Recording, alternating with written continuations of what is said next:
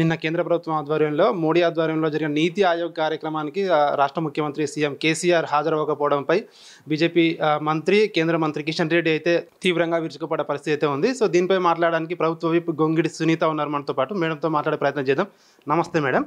So, నిన్న కిషన్ రెడ్డి గారు ముఖ్యమంత్రి కేసీఆర్పై విమర్శలు చేశారు. ఏంటంటే నీతి ఆయోగ్ కార్యక్రమానికి వెళ్లకుండా అంతకన్నా ముఖ్యమైన పనులు ముఖ్యమంత్రికి ఏముంటాయని కూడా అనడం జరిగింది. దీనిపై మీ కామెంట్ మేడం. కేసీఆర్ గారు అనేక మార్లు చెప్పారు, ఈ రాష్ట్ర ప్రజలే మాకు బాసులు అని చెప్పారు. సో ఈ రాష్ట్ర ప్రజల సంక్షేమం, ఈ రాష్ట్ర ప్రజల సమస్యలే పరిష్కారం దిశగా ఈ ప్రభుత్వం ముందుకు వెళ్తా ఉంది. కేసీఆర్ గారి ఆలోచనలు కూడా అవే ఉంటాయి. ముఖ్యంగా నీతి ఆయోగ్కి ఎందుకు రాలేదనే మాట మాట్లాడారు. ఇప్పటివరకు జరిగిన నీతి ఆయోగ్ సమావేశాలలో ఏ ఒక్క సలహా అయినా ఏ రాష్ట్ర ప్రభుత్వ ముఖ్యమంత్రి ఇచ్చినా తీసుకున్నారా అనేది మొదటి ప్రశ్న. రెండోది, సలహాలు తీసుకోరు, సమస్యలు వినరు, ఆ సమస్యకి పరిష్కారం కూడా చూపించరు. అట్లాంటి సమావేశాలకు వెళ్ళినా ఇక్కడ మా ప్రజల సమయాన్ని మేము వృధా చేసినట్టుగా అవుతుంది కాబట్టి వెళ్ళాల్సిన అవసరం లేదనుకున్నారు. కేసీఆర్ గారు వెళ్ళలేదు. మీరు ఒకటి గమనించాలి కిషన్ రెడ్డి గారు, ఒక్క కేసీఆర్ గారు మాత్రమే కాదు, ఈ భారతదేశంలో ఉన్న 29 రాష్ట్రాల ముఖ్యమంత్రులు రావాల్సి ఉంటే 10 మంది ముఖ్యమంత్రులు హాజరు కాలేదనే విషయాన్ని మీరు గమనించాలి. అంటే ఈరోజు నరేంద్ర మోడీ గారి పాలన నచ్చక, నరేంద్ర మోడీ గారి విధానాలు నచ్చక, ఈవెన్ నీతి ఆయోగ్ కార్యక్రమాల్లో కూడా మరి బీజేపీయేతర ప్రభుత్వాలు ఏవైనా సలహాలు ఇచ్చినా, బీజేపీయేతర పార్టీల నాయకులు ఏమైనా సమస్యల గురించి మాట్లాడినా మాట్లాడనివ్వకుండా, సమయం ఇవ్వకుండా, ఆ సమస్యలు పరిష్కారం చేయకుండా ఒక నియంత పోకడ అవలంబిస్తున్నారు. కాబట్టే వెళ్ళిన సమయం వృధా అవ్వడమే కాకుండా ఈ రాష్ట్ర ప్రజల్ని కూడా అవమానించినట్లుగా అవుతుందని చెప్పేసి మరి ఈరోజు దేశంలో ఉన్న 10 మంది ముఖ్యమంత్రులు రాలేదంటే వారు ఆలోచించుకోవాలి. ఎలాంటి పరిస్థితిలో ఈరోజు నీతి ఆయోగ్ సమావేశాలు నిర్వహిస్తూ ఉన్నారో వారే ఆలోచించుకోవాలి. మేడం, ఇంకొకటి మేడం, ఇప్పుడు దశాబ్ది ఉత్సవాలు జరుగుతున్నాయి. తెలంగాణ దశాబ్ది ఉత్సవాలు ఇప్పుడు 9 సంవత్సరాలు కంప్లీట్ అయిపోయి 10వ సంవత్సరంలోకి వెళ్తున్నాము. సో ఇది కేవలం ఎలక్షన్ల కోసమే ఒక సంవత్సరాన్ని ముందుకు జరిపారని చెప్పి కూడా ప్రతిపక్షాలు అయితే ఆరోపిస్తూ ఉన్నాయి. సో దీనిపై ఏమంటారు మేడం? 10 సంవత్సరాలు అయితేనే దశాబ్ది ఉత్సవాలు చేసుకుంటారు. ఇక వారి లెక్కలు కూడా రాకపోతే మనం ఏం చెప్తాం. దశాబ్ది ఉత్సవాలు 10 సంవత్సరాల సమయంలో ఖచ్చితంగా మనం పుట్టినరోజు పండుగలు జరుపుకోవాలని చెప్పి 21 రోజుల పాటు దశాబ్ది ఉత్సవాలు జరుపుకుంటా ఉన్నాం.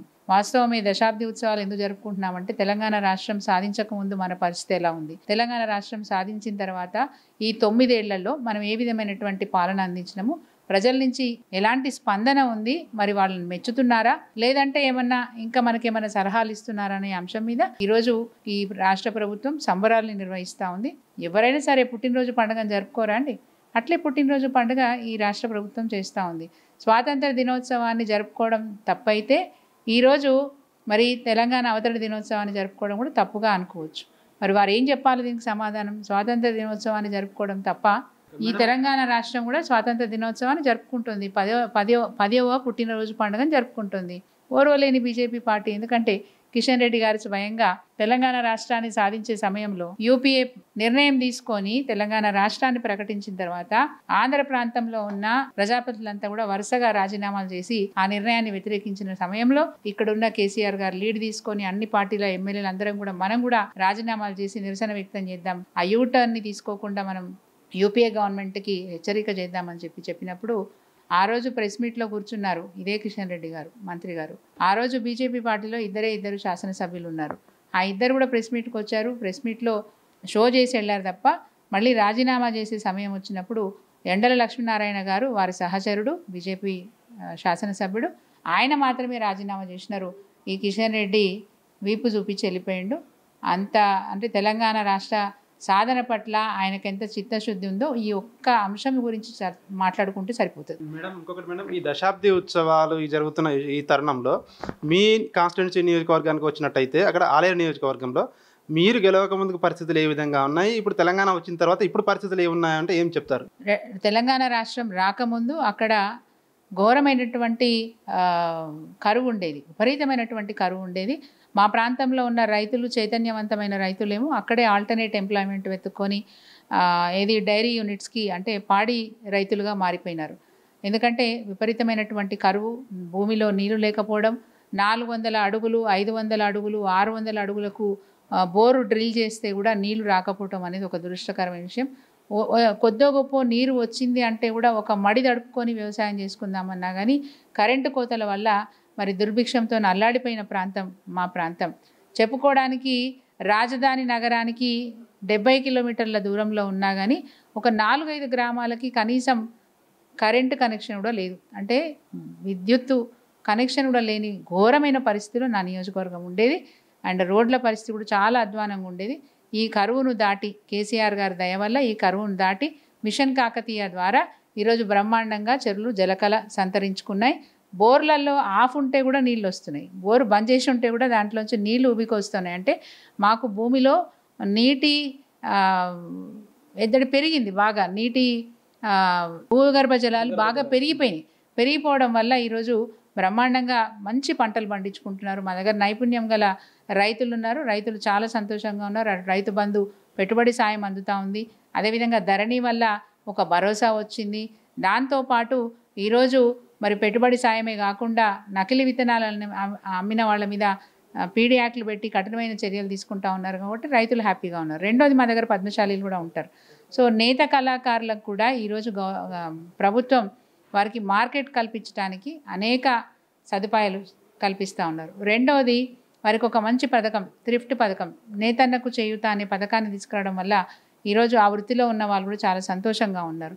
ఇట్లా సబ్బండ వర్ణాలు, అటు గీత కార్మికులు కావచ్చు, మత్స్యకారులు కావచ్చు, ఏ ఏ ఏ వర్గాన్ని తీసుకున్నా, ఏ కులవృత్తులు తీసుకున్నా చాలా హ్యాపీగా ఉన్నారు. ఒక్క మాటలో చెప్పాలంటే గతంలో మా కాన్స్టిట్యున్సీలో ఉన్న వాళ్ళు బతకలేక, అప్పులు కట్టుకోలేక, ముఖం చూపలేక ఉప్పలకో, జీడిమెట్లకో, చెంగచెర్లకో, చెర్లపల్లికో వచ్చి అక్కడ ఒక కార్ఖానాలో కార్మికులుగా చేరి జీవనాన్ని కొనసాగించిన వాళ్ళు ఈరోజు కేసీఆర్ గారు సర్కార్ ఏర్పడిన తర్వాత సంతోషంగా వాళ్ళ వ్యవసాయ క్షేత్రంకి వెళ్ళి మళ్ళీ బ్రహ్మాండంగా పంటలు పండిస్తున్నారు.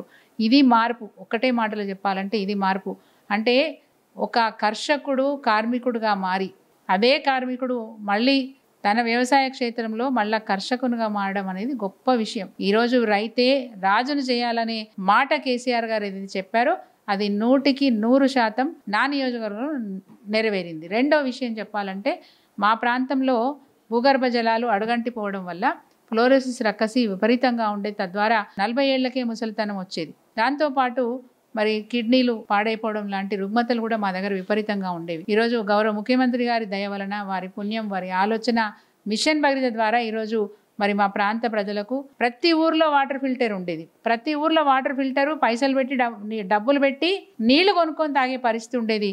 ఈరోజు నీళ్లు పైసలు పెట్టి కొనుక్కొని తాగాల్సిన అవసరం లేదు. ఇంటింటికి కేసీఆర్ గారి దయ వలన ఈరోజు మిషన్ భగీరథ ద్వారా, నల్లా ద్వారా నీళ్లు వస్తూ ఉన్నాయి. సురక్షితమైనటువంటి నీరు వస్తూ ఉన్నాయి. మా దగ్గర దాదాపు 70 తండాలు ఉంటాయి. తండాలలో ఉన్న వాళ్ళైతే బిందె మీద బిందె పెట్టి కోసుల దూరం పోయి నీళ్లు తెచ్చుకునేవాళ్ళు. ఈరోజు తండాలలో ఉన్న ప్రతి ఇంటికి నల్లా ద్వారా నీళ్లు ఇస్తున్నారు. కాబట్టి మా నియోజకవర్గ ప్రజలు చాలా సంతోషంగా ఉన్నారు. కేసీఆర్ గారిని దేవుడనే కొలుస్తారు. అట్లా సకల సౌకర్యాలు కలిపి. మేడం, ఇప్పుడు ఇది దశాబ్ది ఉత్సవాలు ఏవైతే ఉన్నాయో దీనికి ప్రభుత్వం 105 కోట్లు కేటాయించడం జరిగింది. ఈ 105 కోట్లు కేటాయించినప్పుడు ఈ ఎమ్మెల్యేలందరూ కూడా ఇది ఒక ఎలక్షన్ స్టంట్గా వాడుకుంటున్నారు ప్రభుత్వం దీన్ని. వీళ్ళ పథకాలు ఏవైతే ఉన్నాయి ఇవైతే అధికారులతో కాకుండా ఎమ్మెల్యేలు చెప్పే ప్రయత్నం చేస్తున్నారు. సో వాళ్ళకి లబ్ధి చేకూరే విధంగా చేస్తున్నారని కూడా ప్రతిపక్షాలు అయితే నిన్న మొన్నటి వరకు కూడా ఆరోపణలు చేశాయి. సో దీనిపై ఏమంటారు మేడం?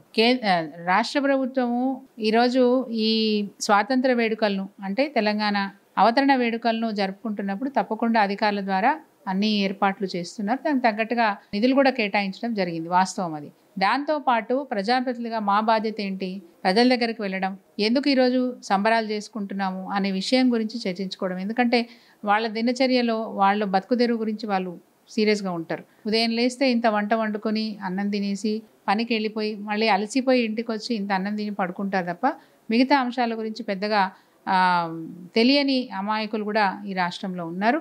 సో అట్లాంటి వాళ్ళకి మా వంతు బాధ్యతగా తెలంగాణ రాష్ట్రం వచ్చిన తర్వాత ఎంత తేడా వచ్చిందో చెప్పడానికి మా వంతు ప్రయత్నం చేస్తాం తప్ప అంతకు మించి ఏం లేదు. ఈ సంబరాల్లో పాల్గొంటాం, కష్టపడ్డాం, తెలంగాణ రాష్ట్రం సాధించడానికి కష్టపడ్డాం, మా యువత కష్టపడ్డది, మా సబ్బండ వర్ణాలు ఈ తెలంగాణ రాష్ట్రాన్ని సాధించే విషయంలో కష్టపడ్డారు. ఆ కష్టానికి ఫలితం ఏ విధంగా ఉందో ఈరోజు ఆ వేడుకలు జరుపుకుంటా ఉన్నాం. కాబట్టి ఒక ప్రజాప్రతినిధిగా, ఒక ఉద్యమకారులుగా ఈరోజు ప్రజల మధ్యలో ఉండి ఈ వేడుకల్ని మేము ఆస్వాదిస్తాం. ఈ పండగ సంబరాల్లో మేము కూడా పాల్గొంటాం. ఈ నియోజకవర్గంలో సోషల్ మీడియాలో బాగా వైరల్ అవుతా ఉంది. ఏదంటే ఎమ్మెల్యేను మారుస్తారు అని చెప్పి ఒక ఏదైతే గౌడ్ సామాజిక వర్గానికి ఒక వ్యక్తి ఏదైతే ఉన్నారో ఆయనకి ఇస్తారు అని చెప్పి ఒక టాపిక్ అయితే నడుస్తూ ఉంది. దీనిపై ఏమంటారు మేడం? సోషల్ మీడియా వారికి ఒక ఉత్సుకత ఉంటుంది. అంటే వాళ్ళ ఛానల్ని సోషల్ మీడియాలో వాళ్ళ రేటింగ్ని పెంచుకోవడానికి రకరకాల వార్తలు సృష్టించి వదిలిపెడితే ఏంటంటే ఎన్ని లైక్లు వస్తాయి, ఎంత మాకు మైలేజ్ వస్తుంది, ఎంత రేటింగ్ వస్తుందని చూసుకోవడానికి రకరకాల వార్తలు పెడతా ఉంటారు. అందులో భాగంగా ఇది కూడా పెట్టుంటే ఉండొచ్చు. మాకు విశ్వాసం ఉంది, ముఖ్యంగా నా నియోజకవర్గ ప్రజలకి విశ్వాసం ఉంది, మా పార్టీ నాయకులకు మా పార్టీ కార్యకర్తలకు విశ్వాసం ఉంది. ఎందుకంటే తెలంగాణ అవతరణ కోసము ఆ రోజు ఉద్యమ సమయంలో 14 ఏళ్ల పాటు కష్టపడ్డాం. 2001 నుంచి 2014 వరకు కష్టపడ్డాం. ముఖ్యమంత్రి గారు కేసీఆర్ గారు మా పార్టీ అధినేత వారు మేము చేసిన కష్టాన్ని మా భాగస్వామ్యాన్ని గుర్తించినారు కాబట్టి 2014లో అవకాశం ఇచ్చారు, 2018లో అవకాశం ఇచ్చినారు. వారు ఇచ్చిన అవకాశం తగ్గట్టుగా మా నియోజకవర్గ ప్రజలు కూడా ఒక దఫా 31,000 మెజార్టీతో, రెండోసారి 34,000 మెజార్టీతో నన్ను గెలిపించినారు. సో ఈరోజు కూడా నాకు పూర్తి విశ్వాసం ఉంది.